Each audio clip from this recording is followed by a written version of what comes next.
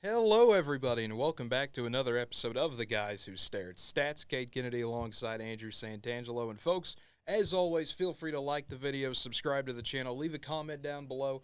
It doesn't seem like a lot, but it does mean a lot to us. And as always, Andrew, getting into it here, Game 3 of the NBA Finals. Back and forth for a while in Miami, but Denver just starting to turn it on in the second half. Yeah, it was kind of weird. It was probably the best Miami's played all first half, I felt like. I mean, we saw last game they go down 15 before coming back and winning. They were down a little bit in game one as well before they came back, made things interesting in the fourth, which we continue to hear about how Miami keeps winning that fourth quarter. And yeah, not today, last night, game three was the opposite. Miami got off to a solid start. They were into the whole first half. We all thought, I think we'd be in for a phenomenal ending there, and all of a sudden, Denver's up by 21. I think it was toward the end of the third quarter, and I mean, it almost looked like Miami ran out of gas a little bit. But I think the size of Denver just really started to wear out Miami, and I think that's what we talked about before Game 3 was the size of Denver. Yeah, and that was something we mentioned in our preview as well, at least something that I wanted to bring up. I wanted to see if Denver had that killer instinct in them, if they could finally just have a game where they put Miami away, not let the Heat hang around, and to their credit, that's exactly what they did. A tight game at the half. You go by 21 in the third, like you mentioned, Andrew, and just Miami had their moments to crawl back into this, but never really posed a threat afterwards. It's always got to be a good feeling when you're the road team. You see everybody start leaving early. Yeah, no, without question. Unless they probably remember what happened to the Spurs when all the fans left early. But no, I mean credit to Jamal Murray. I mean, what an incredible playoffs he's had. He's rejuvenated his career. I mean, I think we all knew how good he was and how good of a player. It was more, can he stay healthy? He's talked about it after games this postseason. When he got hurt, he didn't know if Denver was going to move on from him or would he stay there. And obviously, they made the right choice, and he's doing great things, being that second piece with Denver.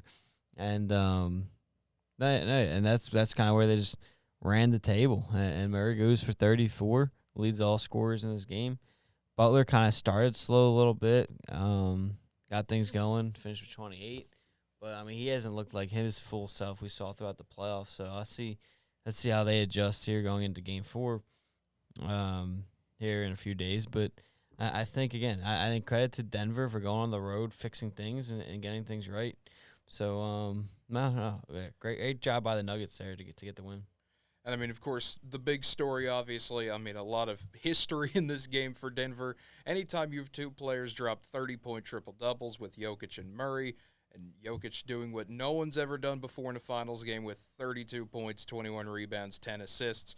We talked about that. Could Miami keep Jokic more of a scorer? And, well, the answer was no, especially it doesn't help when Murray's going off as well. And I mean, there was kind of one of those worst-case scenarios second half for Miami. Just about everything that could have went wrong did. Vincent Strus went back to not having great games. They combined for 10 points.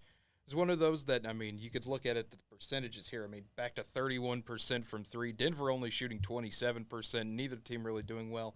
But the big number that stands out to me, Andrew, when you look at it, is the rebound battle. I mean, Denver winning at 58-33, and that's with Adebayo having a 17-rebound game. So that's a bit concerning for Miami, I think. Obviously, they'll make the adjustments they need, and it'll be an intriguing Game 4 because, I mean, I don't want to say it's a must-win game, but it practically is for Miami. I'll say it for you, Kate. It's a must-win game. You're not winning 3 straight against Denver. So, but how about, I think in a different way, the turnovers is concerning. I mean, you look at that number. I would have told you the losing team that was down by 20 at a point and finished by with a deficit of 15 only committed 4 turnovers. I mean, that's insane. Like, that is like no turn. That's 1 turnover per quarter on average, and you still went out and lost this game. I mean, that shows you where those rebounds, how big those rebounds come into play. You're not giving them those second chances. And credit to Denver. I mean, they committed 14 turnovers, so you think Miami would have been able to take advantage of that. So you're forcing Miami not even be able to take advantage of the mistakes Denver had. So just a odd game in a statistics way, in that sense. But I mean, I think the better team won. The better team's up in the series, and we'll see how. I mean, Miami's faced adversity throughout the season. Can they overcome it one more time? Yeah, I mean, and that's how it goes with this Miami team. Every time we've seen them get knocked down, they get right back up. So we'll see if they can do it again. But, folks, as always, thanks for watching. Feel free to like the video, subscribe to the channel, and leave a comment down below. And until next time, have a good one, everybody.